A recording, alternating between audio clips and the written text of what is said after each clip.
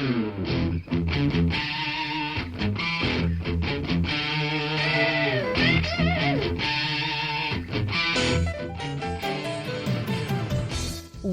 to Thriving Entrepreneur with your host, Steve Kidd, third-generation minister and 30-year business coach. Listen in as amazing, world-changing authors, speakers, and coaches share their struggles and victories. And hear from best-selling authors' insight into how you too can live your life as a thriving entrepreneur. This is Steve. Welcome to Thriving Entrepreneur. Thanks for being here with us today. Thanks for dedicating your time and your effort to up-leveling yourself. Today, we're really going to go deep into the root of all of us. You see, each of us has those things that possibly even right now to this minute hurt deep inside. They are the things that often it at least feels like we're never going to get past. If you're probably older than about, 4 or 5, at least if you're, 18 or 19 years old, you have been through one of those hurts. It starts off early. It starts off with rejections that happen to us in school, and then later on we, start dating or things like that, and we have our first love and our first breakup and those kind of things, and they just seem like they're, the world. Depending on the things that happened in your young childhood. Some people, and you've heard them here on the show, from the very start, horrible things have happened, and they're deeply seated wounds. But for each of us, whether it be something as simple as the first time you got your heart broken, or as advanced as extremely abusive, horrible situations that have happened in your life, those hurts can go in deep. Here's the problem. I've been reading this really great book. It's called The Untethered Soul. There are parts of it that I'm not sure that I philosophically agree with the person, but the core of what he's talking about is so powerful. It's so true. And he talks about the fact that when anything, as casual as you look outside and you see the sunshine or you see a bird flying in the air, to as advanced as one of these extreme hurts, anytime any of those happens, we do technically have the ability to either hold those or to release those. And if we hold on to them, they create blocks inside of us, literal energetic blocks that block the complete flow of energy that could come out of your heart, your soul, the core of who you really truly are. It's a great book, and I've been learning a lot from it. It's really challenging though, because let's face it, there are those things that seem like they're impossible to get past. There are those things that honestly, they do define us. The question becomes is, how are we going to allow those to define us? And the answer comes very powerfully in the fact that you get to choose. I know some of us, and I say us because I'm in this ballpark too, constantly. I'm a human being spinning around on this planet, having things that didn't go as right as I would have wanted them to. And all of us have the ability to choose what we do next. And that is a process. So I'm not talking about something magical. I wish, for both myself as well as the people that I love, that, I did have the magic fairy's wand from Cinderella, and you could just bippity boppity boo a person, and poof, the hurt, the pain, the whatever could just go away. It doesn't work that way. Healing emotionally is just as much of a process as healing physically is. And just as, if you break your arm or anything else like that, you end up in a position where the worse the break is, the longer the recuperation time is. The same thing's true in our emotions, in the depths of our soul. The deeper the cut, the longer the time it takes to heal. The message I want you to hear today, though, very powerfully is regardless, you can heal. There is a after for this. Some of you may have heard the interview that I did a couple of weeks ago with Greg Yates from his book Broken. And Greg says very often on his website, often the only way to your breakthrough is to be broken. Now, I want to be careful because I'm aware I presented you enough authors that have had some horrendous things placed on them. Environmental, family, outside influences that have done horrible things or put them in horrible situations. And I don't want to make light of that. I don't want to, again, make you feel like I'm talking about anything woo-woo or anything that you can just get over it kind of a thing. I don't believe in that. But I do know that you can take whatever that thing is and you can make it, to quote an old phrase, your tombstone, or you can make it your stepping stone. And I really want today for us to focus on however deep it is. And remember, the healing is going to take time. The deeper the wound, the longer the healing process may be. And that's okay. The question today becomes, can we take up the armor, the shield, the desire to want to be better, to grow from where we are right now? So let's start off with that for a little bit. You gotta start where you are. And that takes some of that brutal gut level honesty.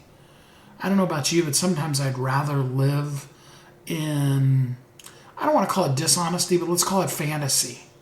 In the what if, or in the when this next thing happens. There's some exciting things going on here in our life and in our business, and I really look forward to those. It's really easy to get caught in the trap of, well, when this and this comes together, then. There's two problems with that. First of all is if you don't do what you need to do in the now, you'll never get to the then. And secondarily is that often when we get to then, it's different. Sometimes the then isn't what we were hoping it would be. Sometimes the then is a completely different outcome than what we expected. Often, it's even better. We find ourselves living out our dream in reality in a way that we never dreamt of. And I promise you, it's always better. And I'm talking about those times when you're living out your dream. I'm not talking about the bad stuff. It's always better than you could ever hope or dream. But it's often very different. Because what we want to do is take the mindset, the capabilities, the abilities that we have where we are right now and project the now version of ourselves into the then. When in truth, by the time we get to the then, there's a different us that'll be there. You're going to be different tomorrow than you are today. Well, I should say, I hope you will be. You can stagnate. You can stay just as I am, right where I am, put a stake in the ground and stay right there. And nothing in this world is going to force you, maybe, to have to do anything about it. Sometimes life in the universe will continue challenging in you until you do change. You can still fight through it. You can still stay stagnant. But what you can do is embrace healing, that internal emotional healing. And part of that is incorporating those things that were, rather than wishing them away, dreaming of what life would be like if they hadn't have been. Just simply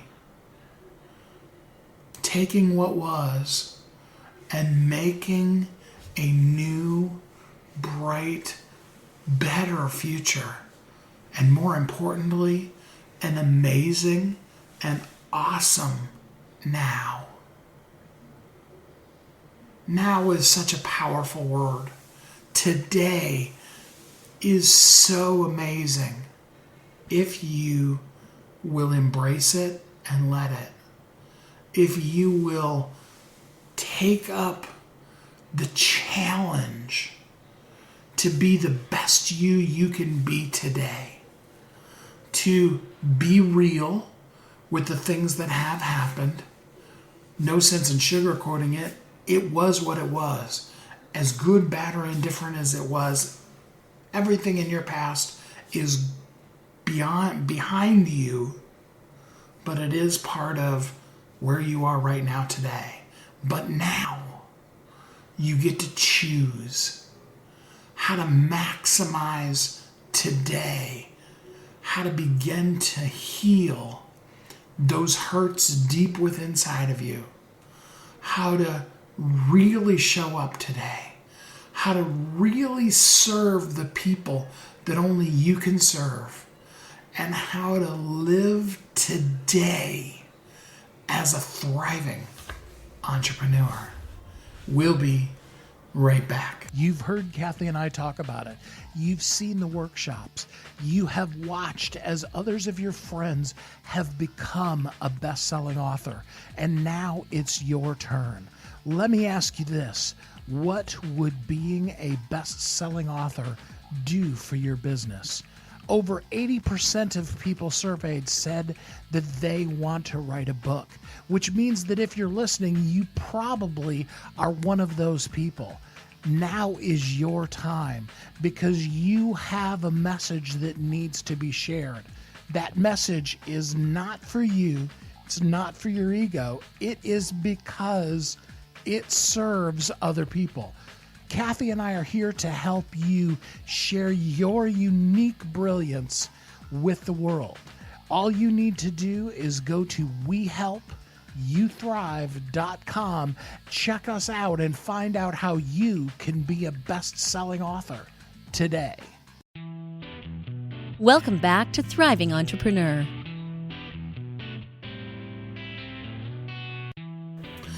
This is Steve. Welcome back. Thanks for listening to Thriving Entrepreneur today. We're going to deal with the hurts deep inside, and we're going to find some healing. All of us have had things that hurt us, things that often hide from the world, but that we feel every day. I know you know how that feels. Today, we're going to talk to best-selling author Monica S. Love about her book, Healing the Hurt That Hides. Hi, Monica. How are you today? Hi, I'm doing great, Steve. How about yourself? Doing good. So tell us a little bit about who you are and what you do in the world. Well, I am a mother. I have one son. He's an adult. He's 28. So I'm also a wife. I've remarried. So I've been married to this husband now for almost 5 years. I have a day job. I work for the cable company. I've been there for about 25 years. And I am also a minister. I've been preaching the gospel now for about 24 years maybe. So yeah, that's who I am. That's what I do. So like all of us that are ministers, you have found that in order to be able to afford to say you're a minister, you have to work a day job. Absolutely. If I chose or had to eat off of the ministry, I'd be starving. Although I could probably stand to eat off the ministry for a few months in order to lose some weight, but all in all, absolutely. That would not be the weight loss technique I would recommend to you. Me either. Me either.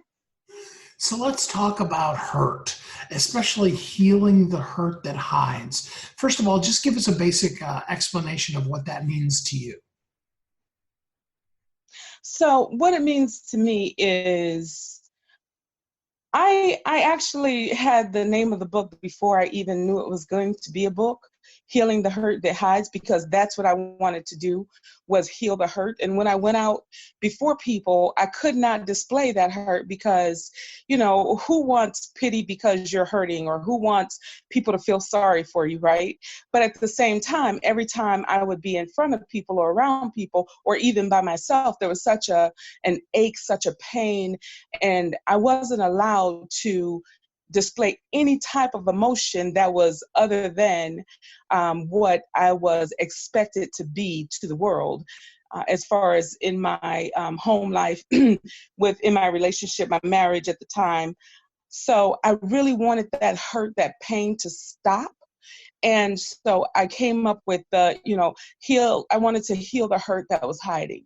That's what I wanted to do. I needed to do in order for my mind to be where it needed to be, and it could no longer be there because of so much pain.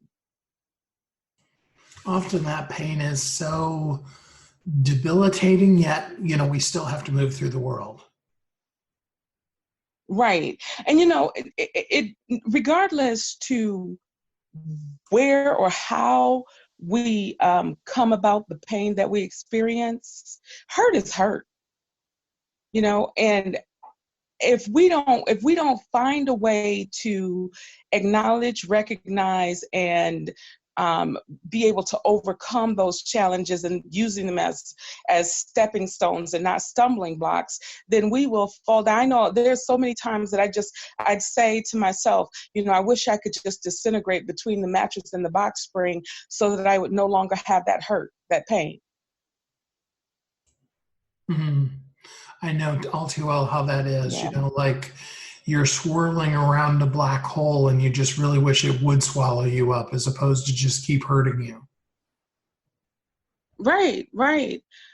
And I think a lot of times that emotional pain, that mental pain is so much so that because you have to, when someone that you care about, respect, honor, and trust is causing you pain, and you don't even realize or recognize that the pain is that they're causing you that hurt and that pain, because it's always a psychological flip where you feel like you're not doing something right. If only I could do this better, if I could only do that more, then the pain wouldn't be so bad because he would be happy, and then in turn it would make me happy. So you try and do things better that you think will cause your hurt or your pain to go away, because it's not that you're not doing everything that you can to make the other person happy, but you just feel that, and then it's almost like you're not even allowed to feel. I know I wasn't allowed to feel that pain. I wasn't allowed to say, this really hurts me. This really, if I were to say something like that, then I would be told how weak I was and how I'm just way too emotional. And so I had to mask that. I had to keep it so buried inside as not to acknowledge it to anyone, because if I acknowledged it, then I was automatically viewed as being weak. And I never wanted him to view me as a weak person, because he doesn't like weak. He didn't like weak. So I had to mask it and pretend like it wasn't there, although I was deteriorating day by day. So how do we even begin the process of healing? I think a lot of times just even starting feels so overwhelming that a lot of times we just don't even start. Yeah, I agree. You know what? I think the first step to getting to the place where you start healing is to acknowledge and recognize that there is a hurt, a pain, because we put so much focus on everybody else, so much emphasis on everybody else, when it's really not about anybody but ourselves. So once we realize that it's really about me, so I need to do what's best for me in order for me to be the best me that I can be. My sister asked me a question. She said, because she was really the only person that I would talk to about things. And she said to me, she said, Money, they call me Money. She said, Money, you have to determine if you love him more than you love yourself, or if you love yourself enough. And I went away from that conversation and had a real conversation with myself in prayer and in sincere honesty and openness with just myself in the room, right? And I said, you know what, Monica? You do love him more than you love yourself. And you can no longer, I had never realized that I did, but I did know that I loved him to the moon. I loved every fiber of this man. And I realized that I could no longer live my life in that way. I could only live my life if I wanted to have peace. I could only live my life if I realized and learned how to love myself. And that was my first step to being able to be healed. Wow, that's really powerful. I mean, I think a lot of times we get lost in a relationship, and that can be good, but I think it's so close to becoming horrible within an instant. Yeah. And I don't think that we should get lost in a relationship. I really don't, unless it's a relationship with the creator. I don't think we should ever allow ourselves to get lost in a relationship, because you can't put trust in people. And I don't care how much we love that person, how much that person loves us. If we get lost in the relationship of it all, we tend to lose who we are, what's really happening, what's good for us. Because how can I be good for you if I'm not even good for me? I have to first be able to be good for me, and then I can help you to be good for you.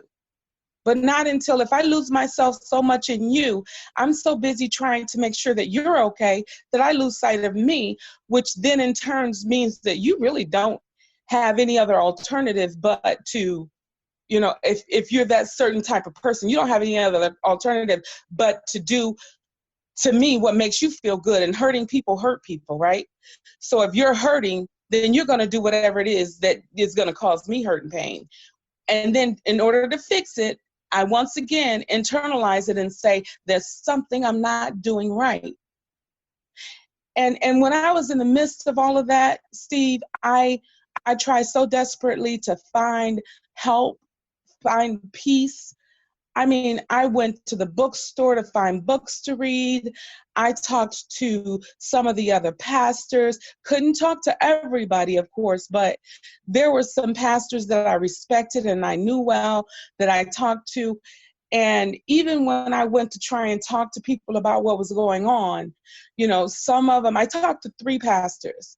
One of them was a woman pastor, and she told me, you're giving him too much focus. Stop focusing on him, and you'll be fine. You'll be okay. How could I stop focusing on him when he had been my world for the last 20 years? I needed her to tell me to not just to stop focusing on him, because that was kind of the answer, but it really wasn't.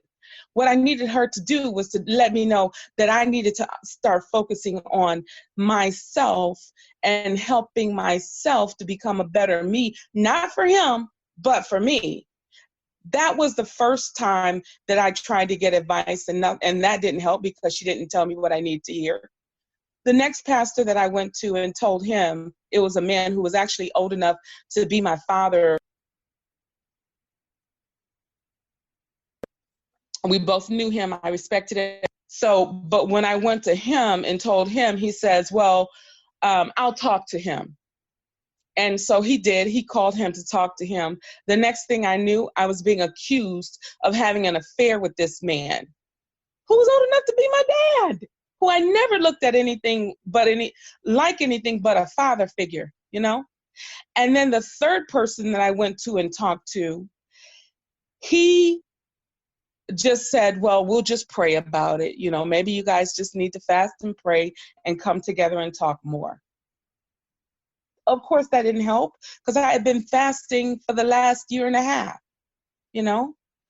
So it was just, I could not find any relief or any avenue for help. I couldn't find anything, which is kind of how this book, and I wrote this book, Steve, during the course of about 10 years. So what do you say to the person, because I know there's people listening that are saying, yeah, but Monica, you don't understand my circumstance. It's so difficult, and I've always done everything for this person. I wouldn't even know how to begin to start taking care of me. And I would say to that person, you know what? You're absolutely right. I don't know your circumstance because I'm not in the midst of living it. But I do know that if you don't know where to start, if you don't know how to stop making him the center of your world, the first thing that I would suggest that you do is get alone. Don't worry about him. Don't worry about the children, nothing else, but just get alone and begin to pray. Go to if it's someone who believes in the Word of God, go to the Psalm 53rd Psalm or the 91st Psalm and personalize it.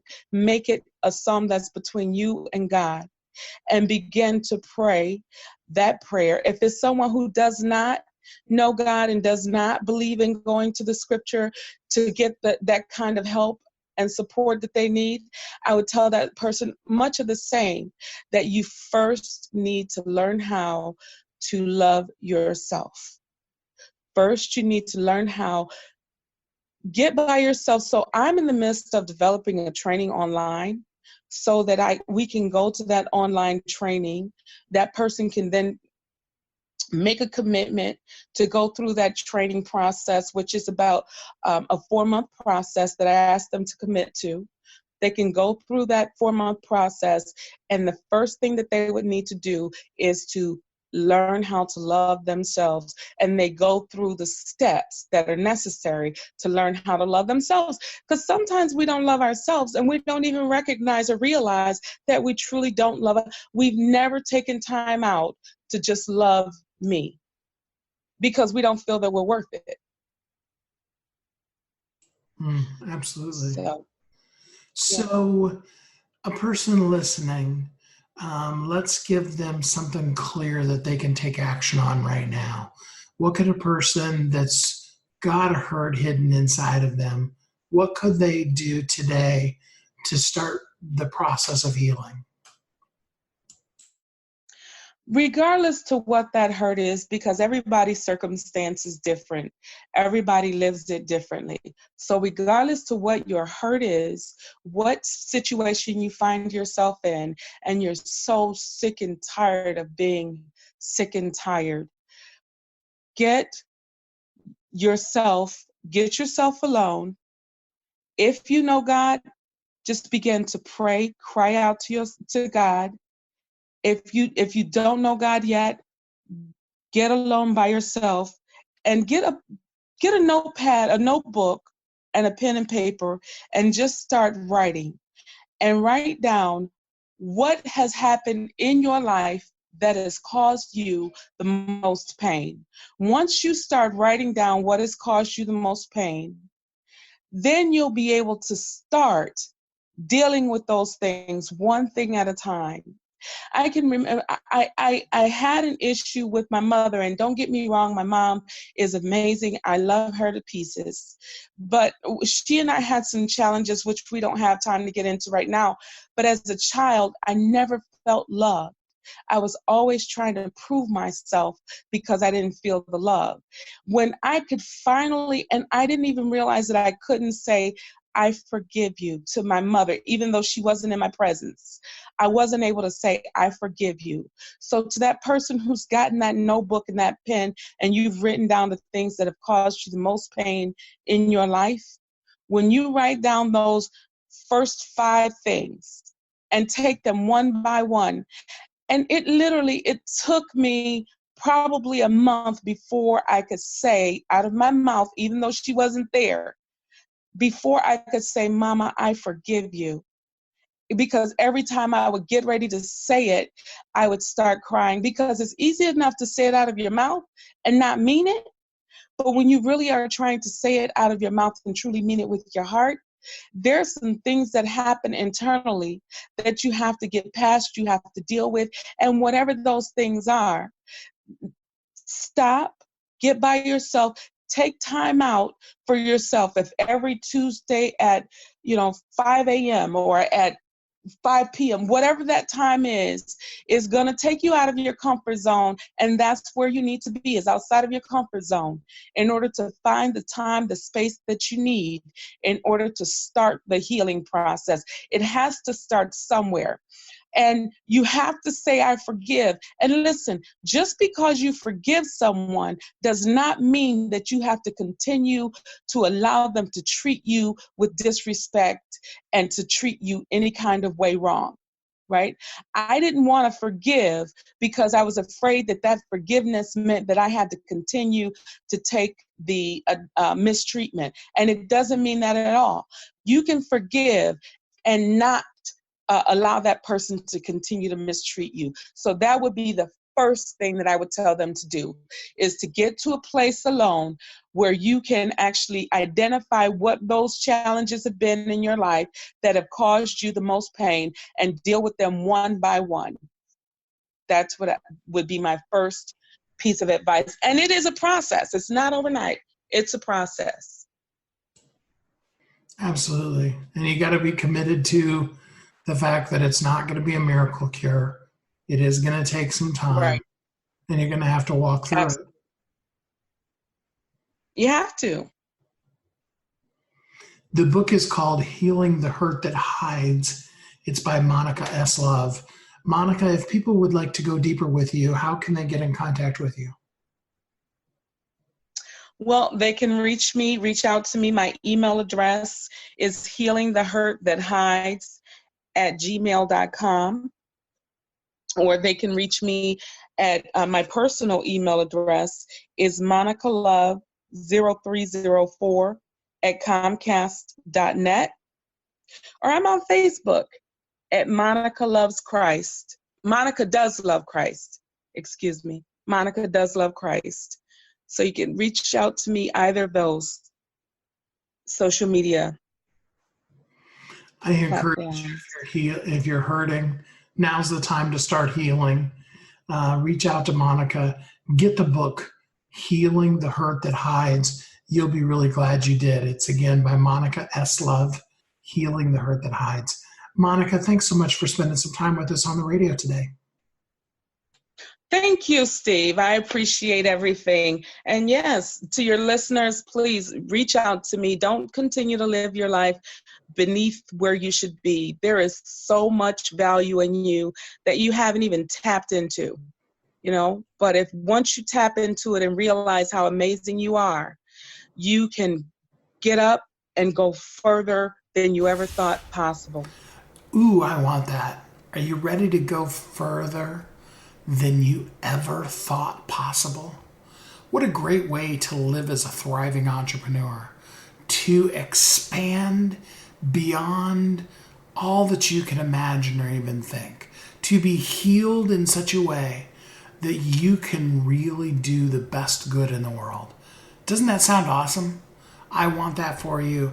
I hope you are striving to thrive in that way. We're going to take a quick commercial break, and we'll be right back here on Thriving Entrepreneur. You've heard Kathy and I talk about it. You've seen the workshops. You have watched as others of your friends have become a best-selling author, and now it's your turn. Let me ask you this. What would being a best-selling author do for your business? Over 80% of people surveyed said that they want to write a book, which means that if you're listening, you probably are one of those people. Now is your time because you have a message that needs to be shared. That message is not for you. It's not for your ego. It is because it serves other people. Kathy and I are here to help you share your unique brilliance with the world. All you need to do is go to wehelpyouthrive.com, check us out, and find out how you can be a best-selling author today. Welcome back to Thriving Entrepreneur. This is Steve. Welcome back. Thanks for listening to Thriving Entrepreneur. Today we are talking about healing those deep hurts inside, how to really begin to move away from the things that have wounded us into a place of real, true healing. And now we have our next international best-selling author to help us with just that. So many things happen to us that come out of someone else's anger. And often that anger has a long-term, far-reaching effect. But the biggest thing we can do to deal with those attacks and anger is to approach them with love. Today, I'm joined by international best-selling author Teresa Strong-Myrick as she talks about her book, Attacked in Anger, Died in Love, How the Hurts of Your Past Can Propel Rather Than Hinder You. Hi, Teresa. How are you doing today? I am great, Steve. Thank you so much for having me. I'm so happy to be here. Yeah, absolutely. Glad to have you here on the show with us. So first off, just tell us a little bit about who you are. Oh, goodness. I am a former police officer, victim advocate, child and family counselor. I'm currently a neurotransformational results coach, but more importantly, I am um, also a little girl who grew up in a situation where there was domestic violence. I was later molested as a child. And because of my personal and professional experience, I've just seen hurt on so many levels. I've seen pain on so many levels. So I have decided in my life that my purpose is to help eradicate as much of that pain as possible by showing people how to love themselves. So that's the path I'm on now, trying to helping people to love themselves so that they can, you know, get rid of that pain and that anger that they're holding inside. So you tell a story of the death of your father at the very beginning of your book. Can you tell the audience that story? So this story is amazing how this story has kind of been the theme of my life and how we got here to this book. But when I was 3 years old, I was told the story of my father and how he was murdered by his best friend over some sort of misunderstanding.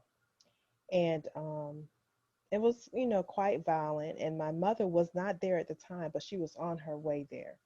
So when she arrived, the incident had already occurred.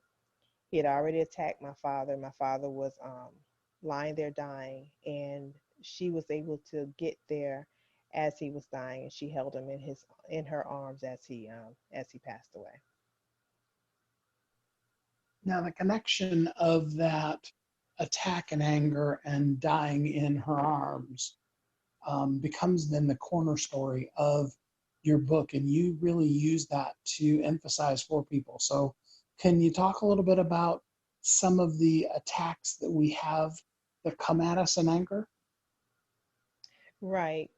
So when I was challenged at some point to by one of my coaches to tell that story in a way that was positive, because I would always tell that story just as I just did, from the point of view of a victim. Like, this happened to me, and he challenged me to look at that and find a positive way to tell that story as a victor. So that's why that's how I came up with Although he was attacked in anger, he died in love. And as I looked at my life and how I had carried the shame and blame of domestic violence, of being molested, and how that I had internalized that and acted in such a negative way. Once I learned to love myself, I was no longer ashamed of those things. They became a part of my story.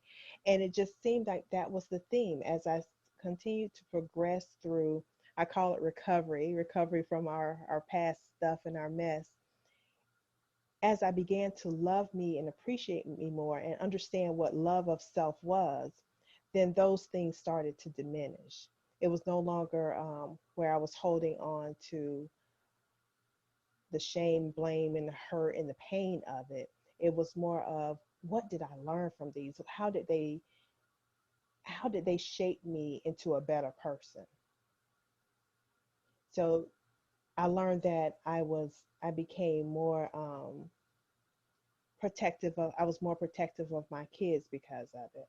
I had a sense of discernment where I could recognize abusive traits in someone. So I had to look at it and see, you know, there was some negative in that, but there was also some things that I learned about myself, some things that helped me to help others because of those situations.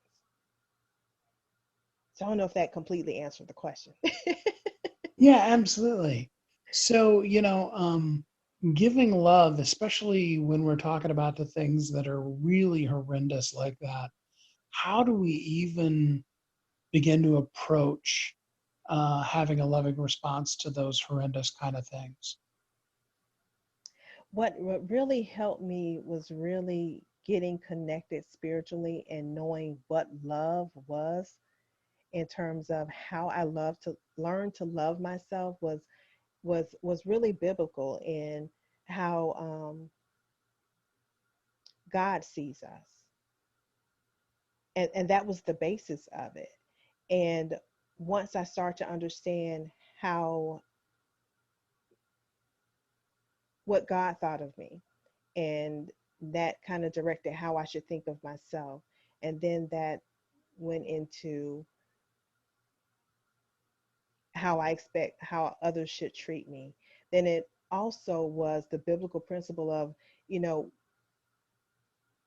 we won't be spared bad times. Things will happen to us, but we can find that it in some way is working towards our good.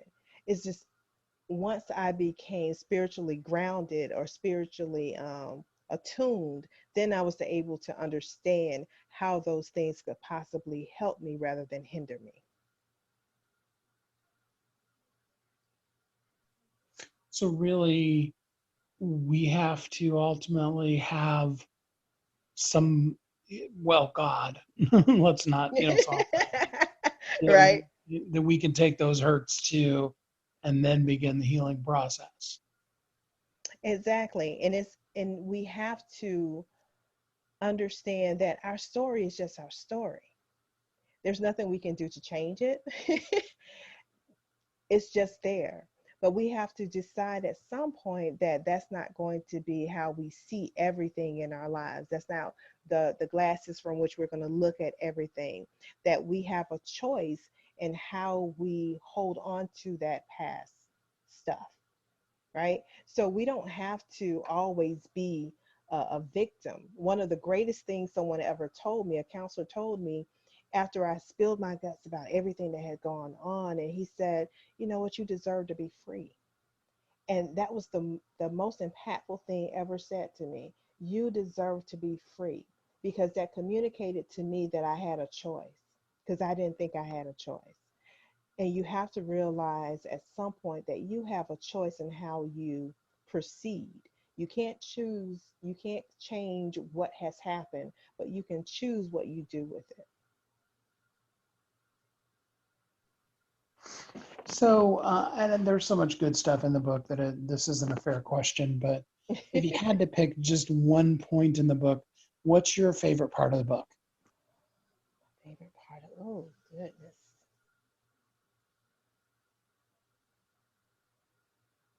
Oh my gosh, that's such a good question.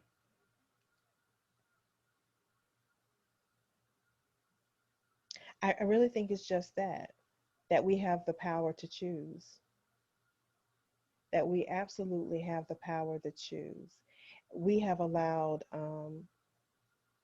the abusers, the anger, the attacks, and all that to choose how we feel up until this point. But I think this is just so freeing in knowing that you do not have to. That is not the end of your story. That is just one little piece. That's one little chapter, and we do not have to allow that abuser or those abusers to continue to control your now because what happened 40 years ago. So if you could go back in time and you could talk to that little girl, probably not the 3 year old, because that's probably too soon, but 12, 13, 15 years old, what Right. piece of advice would you give the little you back then? Mm.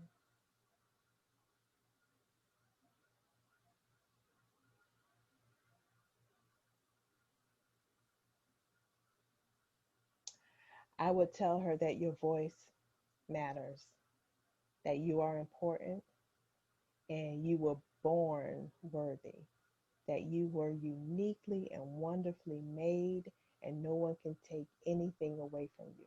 The things that happen to you do not make you less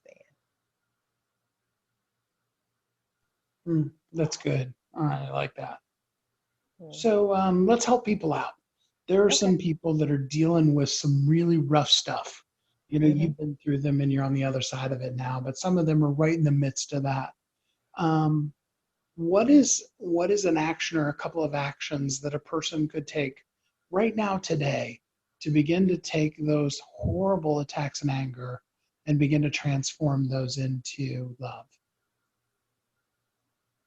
The first thing is to own it as your story, to admit to it, because so many are walking around trying to bury it and trying to cover it up. Own it as your story, but own it as a chapter of. That's the first thing. The second thing is to,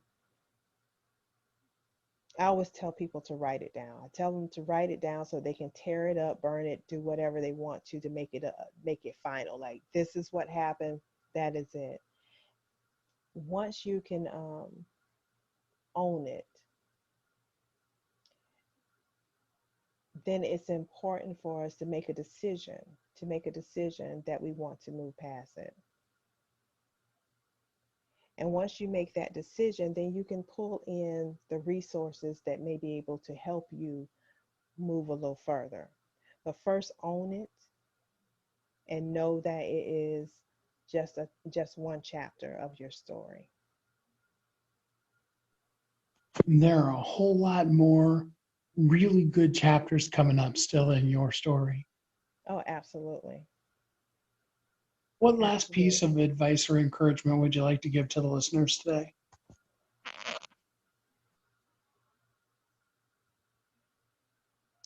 My goodness, because I'm in the place that I am right now, I would say to act upon the recreation of your story right now, to take action right now.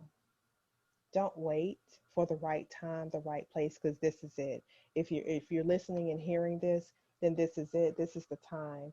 Don't waste any time because it's the old cliche of tomorrow's not promised to you, but that is so true. And how, if you were to get the notice that your life was ending within the next couple of days, assess where you are right now, how you feel about that. What would you do knowing that you only have a few days left? Are you happy with where you are, or would you do some things right now? Would you stop some things? Would you start some things right now to make a difference in your life? That's really good. So, Teresa, for people that would like to go deeper with you, how can they get in contact with you? they can contact me. I'm all over social media as T Strong Speaks, but I also have a website, tstrongspeaks.wordpress.com. I'm on Facebook at T Strong Speaks. I'm on Instagram. You can direct message me. You can email me. Um, I'm available. The book by international best-selling author Teresa Strong Myrick, Attacked in Anger, Died in Love: How the Hurts of Your Past Can Propel Rather Than Hinder You. You can get it on Amazon today. It's an amazing, great short read, and you'll be glad that you did. Teresa, thanks so much for spending some time on the radio with us today. Oh, thank you for having me. I've enjoyed my time. We can't stop those horrendous things that end up happening in life, either to our family or to ourselves. Those hurts well up within us, and it's so easy to give into the anger. But I really do encourage you today to allow those things to die, to be released out of you, to unblock that energy like I was talking about before, and let them go in love. Whenever we reach for love, it's always there to impactfully empower us to have the ability to be so much more than what we could be just within ourselves. And ultimately, that then allows us to serve the people that we're meant to serve. And by doing that, we will be living as a thriving entrepreneur. We will be right back. You've heard Kathy and I talk about it. You've seen the workshops. You have watched as others of your friends have become a best-selling author. And now it's your turn. Let me ask you this. What would being a best-selling author do for your business?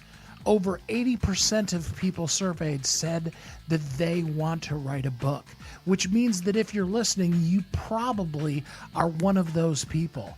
Now is your time, because you have a message that needs to be shared. That message is not for you. It's not for your ego. It is because it serves other people. Kathy and I are here to help you share your unique brilliance with the world. All you need to do is go to WeHelpYouThrive.com, check us out, and find out how you can be a best-selling author today. Welcome back to Thriving Entrepreneur. This is Steve. Welcome back. Thanks for listening to Thriving Entrepreneur today.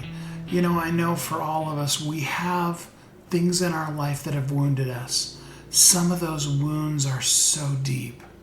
They feel literally impossible to ever overcome. But I promise you that just like the sun goes down at night, you can know that there's going to be light again in the morning. This is just a night. There will be a tomorrow. Remember the saying, weeping may endure for a night, but joy comes up in the morning.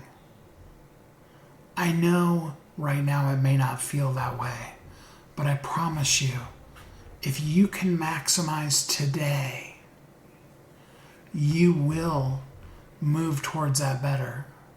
You know what it's like when you go to the doctor and you're really sick or really hurt. Maybe you broke something. Maybe you have, pneumonia or something really bad. And when you're there, it feels like close to the end. I don't know if you've ever been that level of sick. I know what it feels like to be there, and you almost, in some respects, would reach for death, because the release seems like the only way out of that pain. And then the doctor treats you and he gives you some medication. And, maybe you get a pain reliever and maybe it goes away. Have you ever had those, where you get a pain pill and then 4 hours later, right on the button. You can just tell when it's time for that next one because it just hurts so bad. And you're looking at the clock just waiting. When is the absolute soonest minute I could take this next pill? And you feel like this excruciating pain is going to be your life forever. But then the medication starts to work. And you no longer need the pain pill as much. And then before you know it, you've stopped taking the pain medicine altogether. And maybe you finish off your antibiotic or whatever other medication the doctor may have put you on. Maybe you have to be in that cast for a long time, 6 weeks, longer, 6 months. Depends on how bad the break was. But your bone gets stronger. The wound closes up and begins to scar over. And before you know it, time's gone by and you're no longer on that medicine. And you're living. And then you have something come up and you're reminded, oh yeah, I remember the time when that happened to me. But it's so far back in your past now that it doesn't dictate your future or even your today. It just is something that happened. Just like that can happen to you physically, that will happen to you emotionally if you maximize today. And here's the reason why. Absolutely, I want you to live your best life. But we all need to understand that our lives are not for us. We're put on this planet intentionally to fulfill a spot that only we can fulfill. And by filling that spot, it's what it brings to others, to the rest of the world, that is the powerful part of that. Your healing is so important and so powerful because on the other side of that healing is a breakthrough that allows you to help somebody else, to help somebody who then is in their moment where they don't feel like they'll ever get through. So today is your day to make it through. And today is also your day, because no matter how deep what you're going through today might be, you've already been through some stuff. And it's our responsibility to share that stuff that we've learned where we are right now with the world. You'll be further tomorrow. You don't need to write tomorrow's book. You need to write today's book today. I encourage you to do that. I challenge you to take up the awesome responsibility of being the best you can be, because you are uniquely brilliant. You were created for a purpose, and the world needs you. So share that message with the world, and know that Kathy and I are here to help you live every day of your life as a thriving entrepreneur, somebody who is healed and in the process of healing of all the things that you've been through. And with that, I know that you will have an amazing week. Thanks for listening to Thriving Entrepreneur today. If you want to get your question answered, send an email to questions@wehelpyouthrive.com. We look forward to you joining us again next time. You've heard Kathy and I talk about it. You've seen the workshops. You have watched as others of your friends have become a best-selling author. And now it's your turn. Let me ask you this. What would being a best-selling author do for your business? Over 80% of people surveyed said that they want to write a book, which means that if you're listening, you probably are one of those people. Now is your time, because you have a message that needs to be shared. That message is not for you. It's not for your ego. It is because it serves other people. Kathy and I are here to help you share your unique brilliance with the world.